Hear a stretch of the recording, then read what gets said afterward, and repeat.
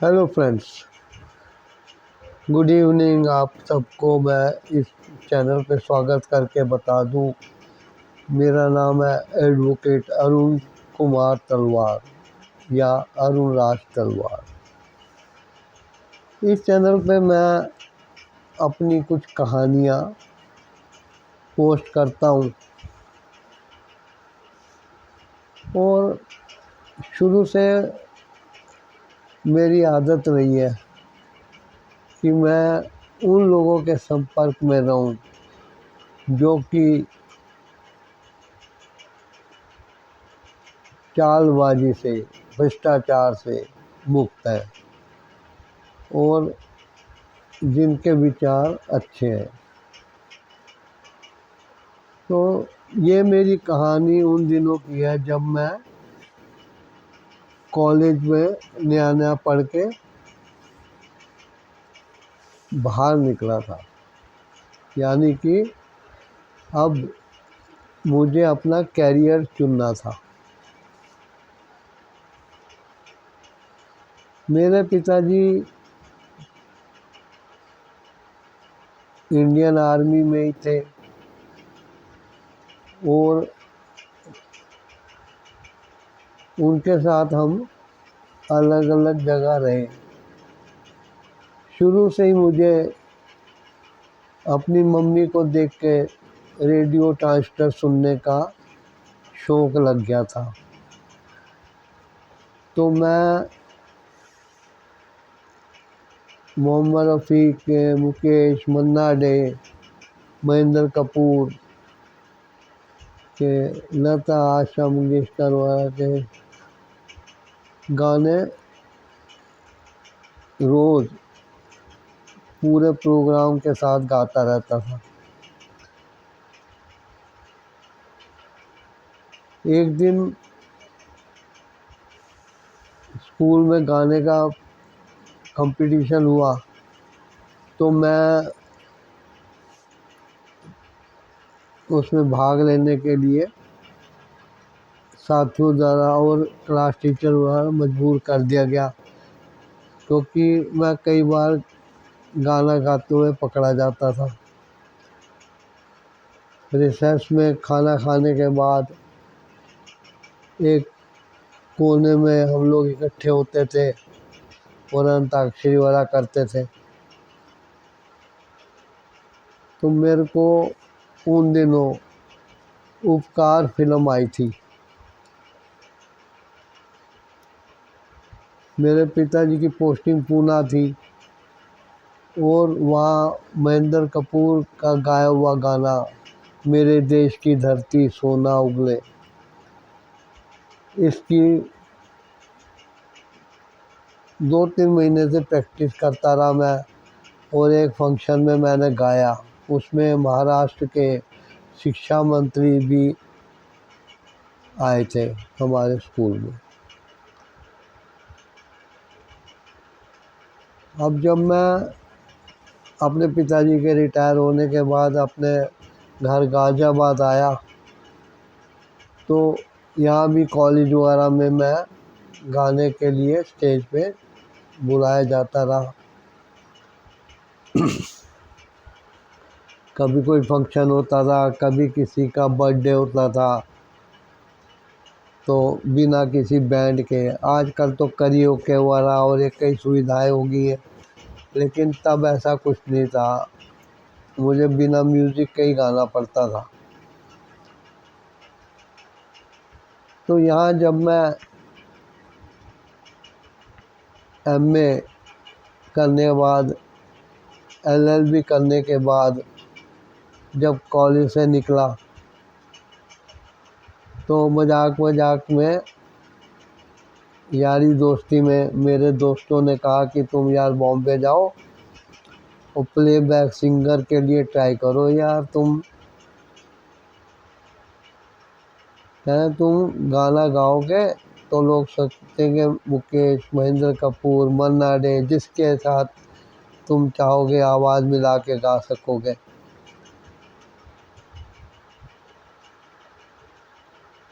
लेकिन मेरे मम्मी पिताजी चाहते थे कि मैं LLB करने के बाद यूपी बार काउंसिल से रजिस्ट्रेशन करा के एडवोकेट बनूं और प्रैक्टिस करूं। लेकिन एक बार मैं कोर्ट गया तो वहाँ वकील कहते थे हमारे बस्ते पर चलो, तो बड़ा मुझे बुरा लगता था, क्योंकि बस्ता तो हम उस बैग को कहते थे जो कि किताबें डाल के हम कॉपियों डाल के स्कूल जाते थे, स्कूल बैग होता था, उसे बस्ता कहते थे। वहाँ का माहौल मुझे जचा नहीं, मुझे लगा कि मुझे गाने के जाना चाहिए फील्ड करने। तो मैंने अपने पिताजी के साथ जाके नई दिल्ली रेलवे स्टेशन पे मुंबई के लिए रिज़र्वेशन कराया और मैं बॉम्बे पहुंच गया। मेरे पिताजी ने मेरे हाथों में एक चिट्ठी दी थी जो कि उनके एक रिटायर्ड फौजी साथी की ही थी जो बॉम्बे में सेटल थे। मैं उनके घर पहुंचा और उन्होंने मेरे को कहा, बोलते हैं यार दूर के दौर सुहावने होते हैं, यहाँ लोग मारे मारे घूम रहे हैं, एक कमरे में 15-15 लड़के रह रहे हैं, एक कमरे में 15-15 20-20 लड़कियां रह रही हैं जो अलग अलग शहर और गांवों से हीरो हीरोइन बनने के लिए, एक्टर बनने के लिए आए हैं, या उनको कोई पूछता नहीं है। अब मैं स्टूडियो के बाहर खड़ा होके ऊंची आवाज़ में गाने गाता रहता था, चल उड़ जा रहे पंछी कि अब ये देश हुआ बेगाना। कभी मुकेश का दो कदम तू ना चले, दो कदम हम ना चले। एक दिन ये गाना गा रहा था तो उस म्यूज़िक स्टूडियो के बाहर जो गेट कीपर जी थे उन्होंने आके मुझे कहा, दो कदम तुम ना चले, दो कदम हम ना चले, अब तुम अपने शहर लौट जाओ। बॉम्बे में बहुत से लोग इसी चक्कर में आए हुए हैं और खाने को तरस रहे हैं, कोई पूछता नहीं है। कई बार मैं म्यूज़िक डायरेक्टर वाला के ऑफिस में पहुंच भी जाता था या उनके मैनेजर वाले से मिल भी लेता था, स्टाफ से मिलता था, तो मुझे ये कहते थे कि इस रजिस्टर में एंट्री कर दो अपनी डिटेल।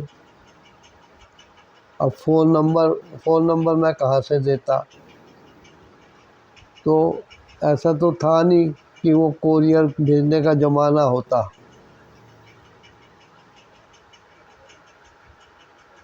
6.5 महीने बीत गए। मुझे याद आता था कि मेरे एक फूफा जी अमेरिका में डॉक्टर थे। वो जब नाना नानी जी से मिलने के लिए गाज़ियाबाद आए हुए थे तो मैं भी जिद पकड़ के बैठ गया कि मैं भी चलूँगा। मैंने सोचा इधर जैसे हम बॉम्बे में, मद्रास में कहीं भी जाते हैं अपने मम्मी पापा के साथ, तो वैसे ही अमेरिका जा सकते हैं। मुझे कोई पता नहीं था कि अमेरिका किस चिड़िया का नाम है, किस जानवर का नाम है, कि कौन से जंगल में मिलता है, कुछ पता नहीं था। तो वो मुझे समझाते थे, शहजादे तुम उधर नहीं रह सकते, बॉम्बे में रहो या कहीं भी रहो, लेकिन तुम अमेरिका नहीं जा सकते क्योंकि तुम शहजादे हो। सुबह 7 बजे उठते हो, आधे घंटे बाद टूथब्रश करते हो, फ्रेश होते हो, नहाते तुम हो नहीं हो। ब्रेकफास्ट करने के बाद कॉलेज की 2 क्लासें जब निकल जाती है तब कॉलेज पहुंचते हो। ऐसे थोड़ी चलेगा वहाँ तुम्हें काम भी करना पड़ेगा, अपनी पढ़ाई का खर्चा खुद उठाना पड़ेगा। मैं सोचता था वो मुझे टाल रहे हैं, लेकिन जब मैं बॉम्बे आया तो जो स्ट्रगल मैंने की, ओहो पूछे नहीं। मुझे लोग कहते थे कि तुम भी किराए में हिस्सेदारी बनाओ तो तुम्हें जगह दे सकते हैं। मैं कई बार समुंदर के किनारे, जहाँ रात को रेत ठंडी हो जाती थी, रेत पे सोता था और छोटे मोटे काम करके अपना गुजारा भी चला रहा था। ट्रेन का, बस का किराया तक के पैसे नहीं होते थे। तो मैं बहुत निराश हो गया। मैंने कहा भैया ऐसे कोई चांस नहीं है। वहाँ मेरे को किसी ने कहा कि भैया यहाँ जो इस्टेब्लिश्ड सिंगर है उनके साथ म्यूज़िक डायरेक्टर का, म्यूज़िक कंपनियों का एक वायदा होता है कि किसी नए सिंगर को नहीं लेंगे। अब उन्होंने तुम्हें लेके अपना काम थोड़ी ठप कराना है। अब थक हार के मैं समुंदर के किनारे चला जाता था। वहाँ काली काली बड़ी बड़ी चट्टानें होती थी।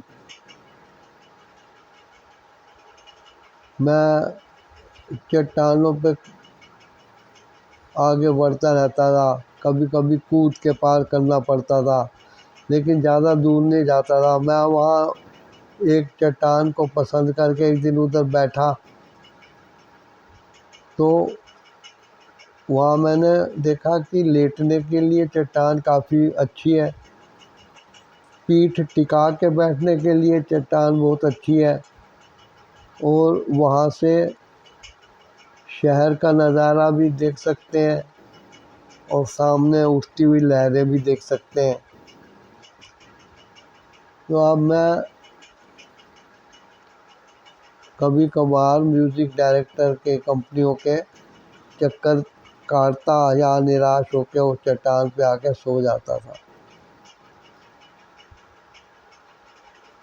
अब वापसी के लिए मुझे ट्रेन का रिजर्वेशन हो या ना हो, जनरल कंपार्टमेंट हो, लेकिन टिकट के पैसे तो नहीं थे और वहाँ मुझे कौन देता। तब मैंने सोचा कि 2 रोटी कम खा लूँगा, लेकिन कुछ पैसे बचा के रखूँगा। तो मैंने ऐसे ही करना शुरू किया। अब मैं रात को बहुत कम खाता, दोपहर को ना खाता, ऐसे करके मैंने पैसे बचाने शुरू कर दिए।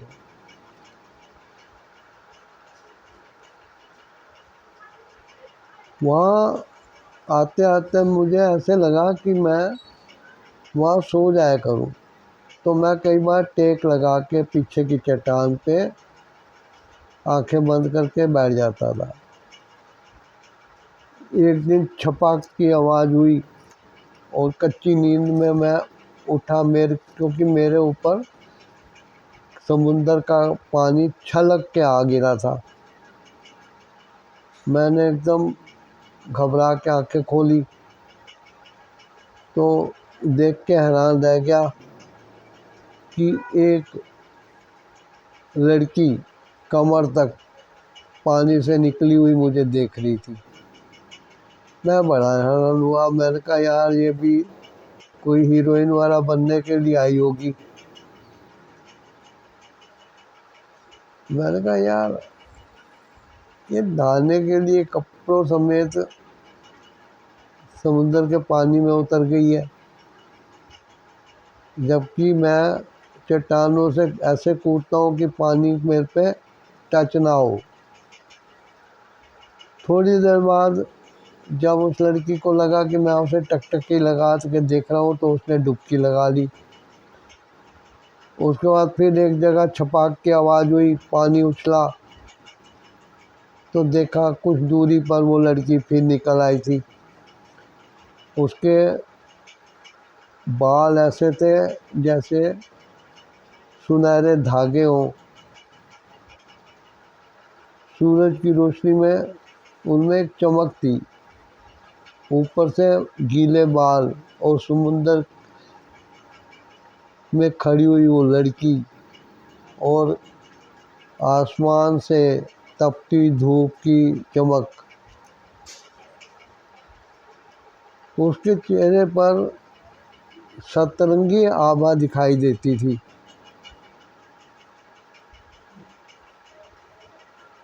मैंने सोचा कि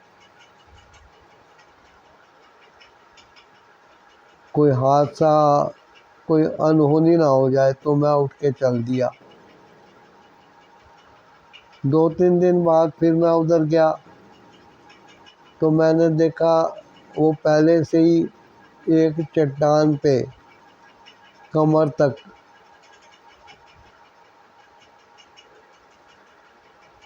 दिखती हुई बैठी थी। उसका बाकी शरीर, टांगे वगैरह सब समुंदर के पानी में डूबी हुई थी।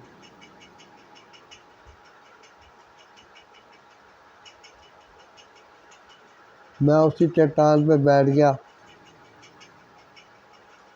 और साथ में मैं कुछ केले खरीद लाया था। तो मैंने केले का गुच्छा उठाया जिसमें 4-5 बच्चे थे। मैंने केले लेके उस लड़की को दिखाए। वो सपाट चेहरे से बिना किसी हाव भाव दिखाए मुझे देखती रही। मैंने गुच्छे में से एक केला तोड़ा और उसे छील के मैंने उसको दिखाया। वो फिर वैसे ही देखती रही। मैंने धीरे से एक टुकड़ा केले का काट के खाया और बाकी उसकी तरफ हिलाया मैंने, लेकिन उसकी ना तो पलकें झपक रही थी, ना आँख की पुतलियाँ इधर उधर हो रही थी।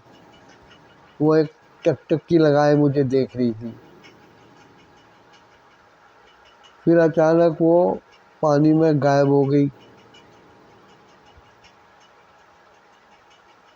लेकिन तभी मेरे नज़दीक की एक चट्टान के पास छपाक की आवाज़ हुई और वो लड़की फिर कमर तक पानी से निकल के मेरे सामने आ गई। मैं समझ गया कि हमारी दोस्ती होती जा रही है। मैं बिना कुछ बोले उसे देखता रहता, उसके केले का गुच्छा दिखाता, कभी कोई फल लेके जाता, लेकिन उसके ऊपर कोई प्रभाव नहीं पड़ता था। वो कुछ कहती नहीं थी, देखती रहती थी। एक बार फिर उसने डुबकी लगाई और बिल्कुल मेरे नज़दीक आके उसने कमर तक अपने शरीर को निकाला। तो मैं हैरान रह गया। उसके चेहरे पे मछली जैसे शैल थे, जैसे मछली के ऊपर एक कवर होता है। मैं बड़ा हैरान हुआ।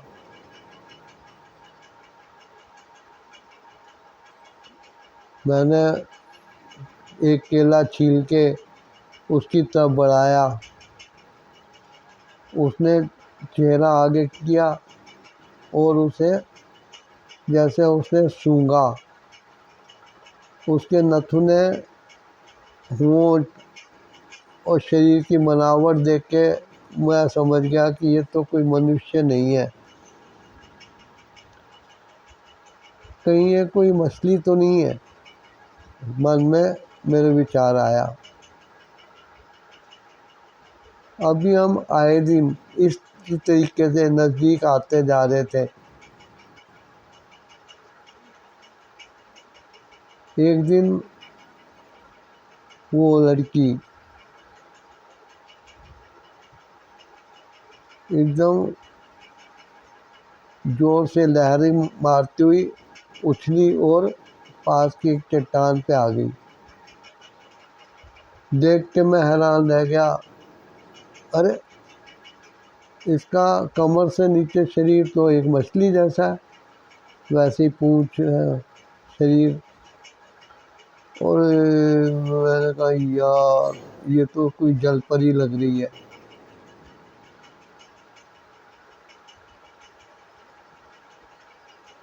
अब मुझे बिना उससे कोई बात किए ही समझ आने लगा कि ना तो वो मेरी बात समझ रही है ना मैं, लेकिन एक आकर्षण है जो समुद्री जीव और धरती के जीव के बीच में एक आकर्षण पैदा हो रहा है।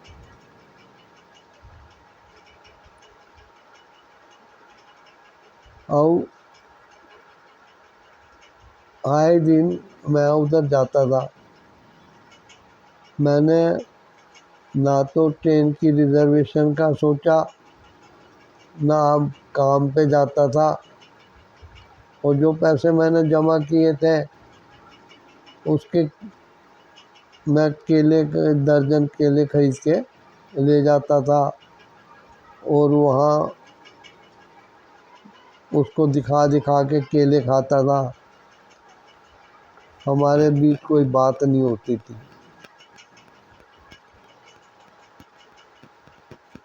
एक दिन हम ऐसे ही बैठे थे, अचानक जैसे उस समुंदर में, पानी में तूफान सा आ गया, हलचल मची और बहुत सारी जल परियां एकदम पानी से कमर तक बाहर आके हमारे चारों तरफ इकट्ठे हो गए। और मुझे ऐसा लगा कि वो मुझे बहुत गुस्से से देख रहे हैं। तभी बाद में आई जल परियों ने उस जल परी को, जो कि मेरे नज़दीक बैठी थी, उसको पकड़ के छपाक से पानी में घसीटा और जैसे उस पर हमला कर दिया और उसे लेके पानी में चली गई।